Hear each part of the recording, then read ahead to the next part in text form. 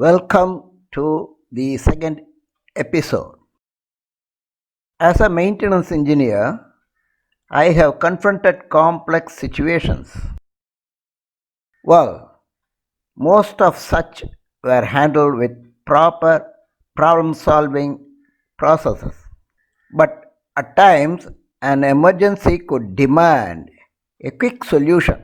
Such emergencies, if not attended quickly, might endanger safety or productivity or the both. During such emergencies, does the engineer in charge has the time, right, and the help to make a proper decision? Can he take a calculated risk in choosing among the alternative solutions available? Well, the answer is subjective. What is the risk impact and the rewards? Only the working context could suggest. We shall see the following story and evaluate what was the risk impact, what was the reward reaped.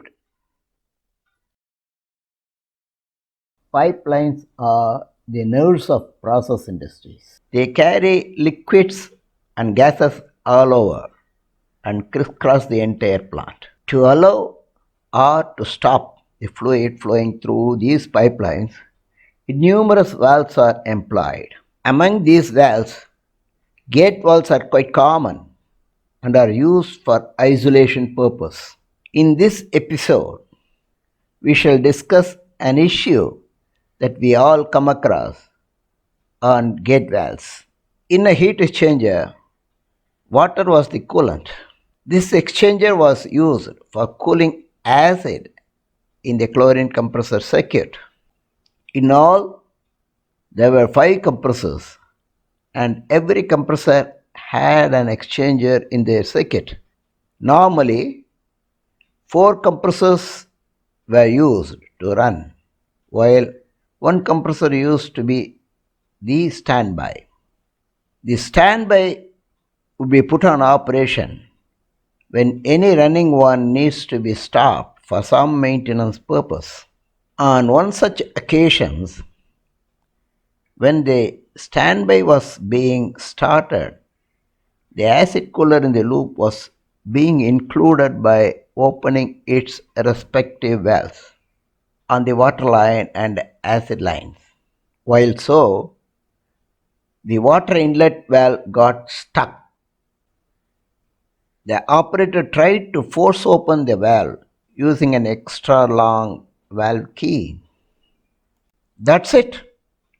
The valve spindle alone moved, leaving the stuck valve wedge between its seats. The T-slot in the wedge broke and gave way. This defective valve could be replaced if only the total water circulation were stopped, which meant total shutting down the plant. How to manage this situation? How to open this defective valve? By some means, as to avoid a shutdown. How to push the wedge off its seats?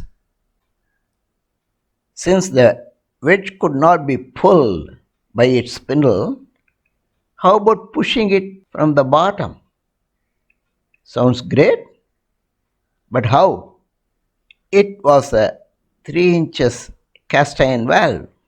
Plan to drill a hole at the bottom below the wedge and push it up. Normal electrical hand drilling machine was not the best choice for this operation. By chance, if water leaks profusely during the drilling operation, a severe electric shock was feared. Battery operated hand drilling machines were not popular those days. Also, were limited by their capacity to drill beyond half an inch hole. Fortunately, service airline was available nearby.